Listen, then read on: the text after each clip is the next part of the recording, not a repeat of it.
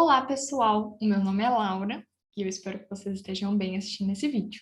Faço parte do programa Residência Pedagógica e hoje eu vou apresentar para vocês um tema que eu particularmente amo, que é sobre o café, a química do café.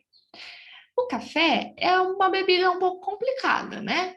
Porque tem quem ama e quem não gosta mesmo. Mas se você faz parte do que ama, como eu, você vai amar essa aula.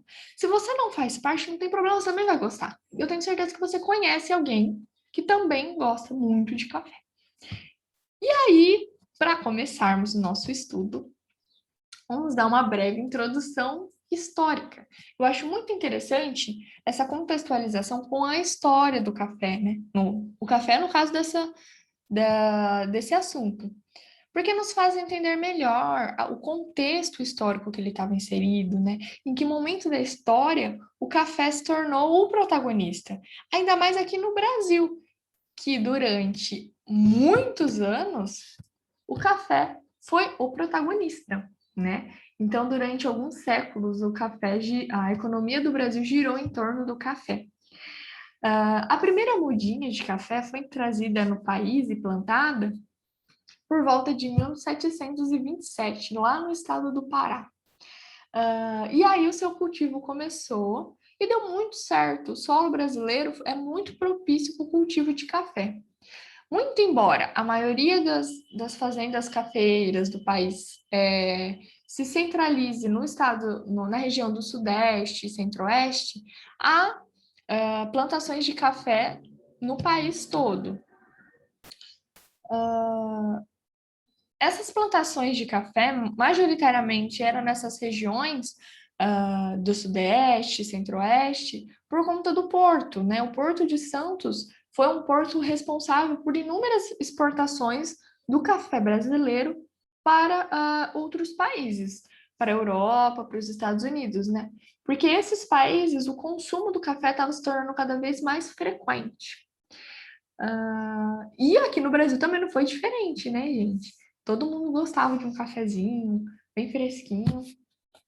E aí, seu consumo ficou cada vez mais frequente, mais natural, mais comum, corriqueiro, e se tornou esse queridinho. O tempo foi passando e novas bebidas à base de café, doces, foram surgindo. Um exemplo disso é o cappuccino, que hoje ele é muito comum, né, de vermos algumas lojas vendendo cappuccino, né, alguns cafés. Mas por quê? Qual que é a química por trás desse café? Por que todo mundo gosta? O que tem dentro do café? Bom, como todo alimento, sua composição possui água, né? Uh, Muitas pessoas ainda acreditam que o café e a cafeína sejam sinônimos, mas não. A cafeína, ela é um alcaloide, né, que é uma classificação específica desse tipo de molécula, muito presente no café, mas não se limita, o café não se limita apenas à cafeína. Embora até o seu nome lembre a cafeína, né, café e cafeína, mas não possui só ela. Possui outros alcaloides que fazem parte desse grupo da cafeína, como a teobromina, a teofilina, algumas proteínas, açúcares, minerais, lipídios, ácidos orgânicos. O principal ácido orgânico encontrado no café é o ácido clorogênico, né? Ele é um bom antioxidante do café. Flavonoides, trigonelina e niacina, aminoácidos. E toda essa composição é responsável pelo café que chega à nossa casa, que a gente toma. Então, o aroma, o sabor, a coloração do café é tudo fruto, né? É tudo originado desses compostos. Então, por exemplo, a cafeína, ela está muito presente, né? O aroma do café, o sabor do café, a trigonelina e a niacina também. A trigonelina e a niacina são moléculas geradas a partir da degradação do grão de café, né? Que é todo um processo. A degradação é a formação de novas moléculas. E a trigonelina e a niacina são as responsáveis, né, durante todo esse processo, pelo sabor do café, aquele amarguinho, né? o sabor adstringente que também pode ser encontrado no café. Os lipídios, os minerais, os aminoácidos pelo aroma, né? Todo o aroma, muito característico do café, alguns aminoácidos estão agindo. Então, o café ele é um blend de substâncias que faz com que seja o café, né?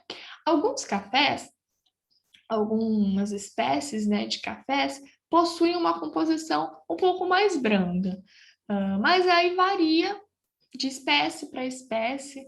Algumas marcas de cafés, através de um trabalho laboratorial do químico, o químico também pode trabalhar numa indústria cafeeira, pode introduzir algumas notas de maneira artificial no café, né? Algumas notas de nozes, de chocolate, de amêndoas. Então, cafés mais finos têm alguns blends mais sofisticados do que alguns outros cafés. É mais comum aqui no Brasil, né? Dois tipos de café: o café arábica, que aí pode ser classificado um café mais sofisticado, mais fino, e o café robusta, que é um café mais comum, encontrado comercialmente. A cafeína, como eu disse, ela é muito comum, né? Então, muitas pessoas ainda associam a cafeína, o café somente à cafeína. Embora ela tenha uma ação quase que predominante no café, ela não está sozinha, como nós já vimos. É a molécula mais famosa do café, porém, não é a única, né? Ela atua influenciando tanto no aroma quanto no sabor do café. E também a cafeína atua antagonizando os efeitos da adenosina, que é uma substância química do nosso cérebro, que causa o sono, ou seja, a cafeína retarda o nosso sono, e da microcirculação, onde melhora o fluxo sanguíneo. Por isso que quando muitas pessoas falam, preciso estudar por um longo período, preciso fazer alguma atividade que requer muita atenção, então toma bastante café, porque no café tem a cafeína, que tem essa ação de dar mais ânimo, né? E não deixar que tenha um sono de forma precoce. Também temos cafeína numa bebida muito comum, que é a Coca-Cola. Então, muitas pessoas, para ficar mais tempo acordado, mais tempo atento, toma café ou toma Coca-Cola, porque está presente a cafeína nessas bebidas. E a qualidade do café? Como que pode ser avaliado quimicamente se a qualidade do café é positiva ou ruim? Tudo há um período de investigação, há agências responsáveis por isso, que analisa o aroma, o sabor, faz algumas análises laboratoriais com equipamentos específicos para avaliar se o café é de boa ou de má qualidade. Há também algumas análises feitas no período pré e pós-colheita do grão, que garante uma qualidade satisfatória ao cliente. Alguns fatores pré-colheita, quando o grão ainda está lá no pé de café, são destacados as variedades de cafés que tem naquela plantação, o local de cultivo, né? Porque o local de cultivo influencia muito no sabor do café. Então, dependendo da localização geográfica que há o cultivo, pode interferir no sabor, sim. Alguns solos têm características mais ácidas, outras mais alcalinas, e isso influencia muito no sabor do café que vai chegar. Então, algum solo desequilibrado, ora está extremamente ácido, ora extremamente alcalino, não vai ter uma padronização de grãos de café, né, de composição química e sabor frequente. Vai haver alterações, e isso pode ser prejudicial para a indústria que trabalha com o café. Também a maturação dos grãos. Se o produtor deixa muito tempo no pé de café o grão, ou se ele colhe com muita rapidez, né, precocemente, isso pode interferir também no resultado do café final. Grãos mais maduros ou grãos mais verdes também influenciam muito no sabor e no aroma do café no geral. E também alguns micro-organismos e efeitos de adubação da colheita. Em relação aos fatores pós-colheita, destacam-se as fermentações enzimáticas, como está sendo o processo de industrialização, e microbianas, os processos de armazenamento do café e as misturas, né, o blend e a torração de café. Há muitas indústrias que adulteram o blend, colocam algumas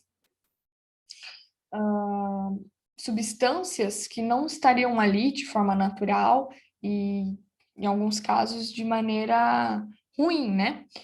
Algumas substâncias, durante o processo de industrialização, de refinamento, né, para se tornar o grão-pó, há algumas substâncias que podem ser liberadas, essas as quais precisam ser analisadas para que não tenha no resultado final do café. Essa qualidade, essa análise de qualidade do café também garante isso.